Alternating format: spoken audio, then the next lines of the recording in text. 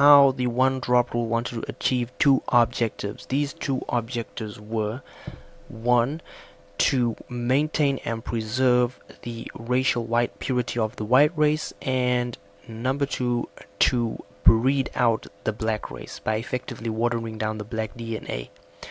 Okay, this is the first slide, and this is just a simple diagram to illustrate to you how genetic information, well, not genetic information, but how it's a simple graphical representation of how black and white interracial relations produce various kinds of offspring. And what we do is we start off with one black parent and one pure black parent and one pure white parent. And these two individuals have an offspring that's half black and half white. Now, because of the one drop rule, this individual will be classed as black. Okay, say this individual then has a kid with another pure white individual. That resultant offspring will now be 1/4 black, 3/4 white. But because of the one drop rule again, this individual will be classed as black. Now again, hypothetically speaking, say this individual has a kid with another pure white individual. The resultant child will be 1/8 black. But because of the one drop rule, this individual will still be classed as black. Now again, hypothetically speaking, say this individual has a kid with another pure white person. The resultant child will be 1/16 black. But because of the one drop rule again, this individual will be classed as black. Say this individual has a kid with another pure white person. The resultant offspring will be 1/32 percentage or fraction wise black.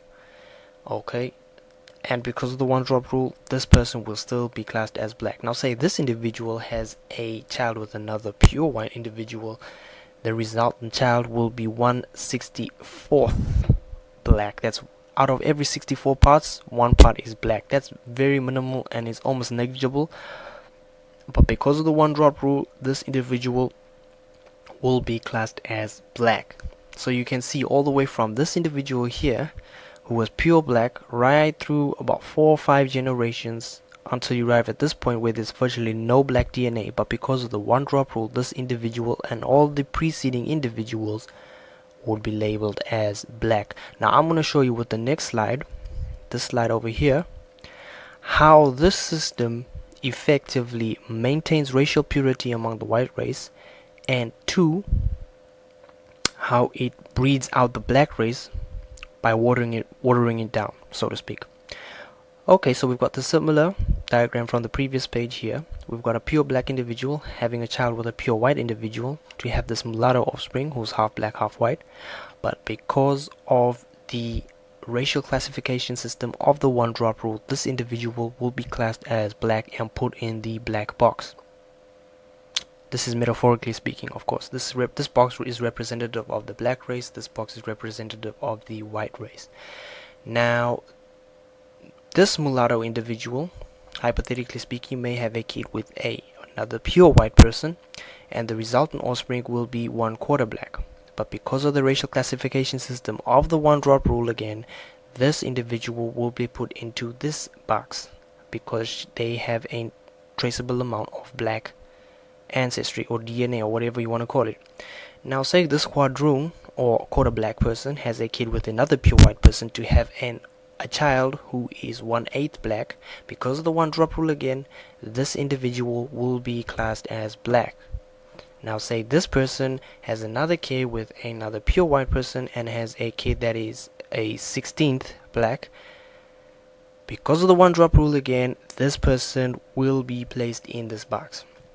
So as you can see, from this black person all the way to this individual here, the white is increasing, the black is decreasing, but because of the one drop rule, all these individuals from here to here are placed in the black box.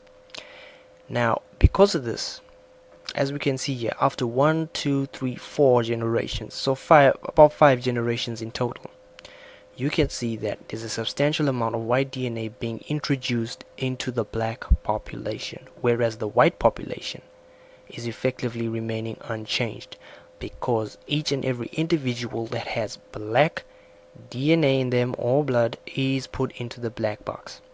Now this is extremely effective, because if you think about it, the two objectives of the one drop rule are being fulfilled. The first objective is being fulfilled in that the white race is remaining virtually untouched by black DNA, and the black race is being infused and mixed with a lot of white DNA from all the interracial mixing, primarily because the one drop rule states that if you have any black blood in you, you classed as black.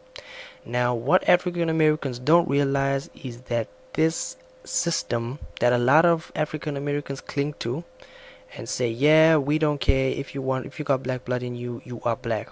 This system is actually killing off the race, because the more you claim that you have, the more people you claim to be black ancestry, even though they're predominantly white, as you can see with these individuals here, the more white DNA you're injecting into the black population.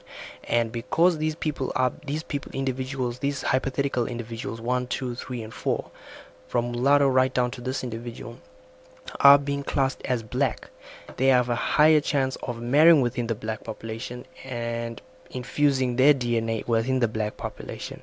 So the black population is being watered down effectively. So this is just a hypothetical situation, but it's a graphical representation of how the African American population today has become heavily infused with white DNA.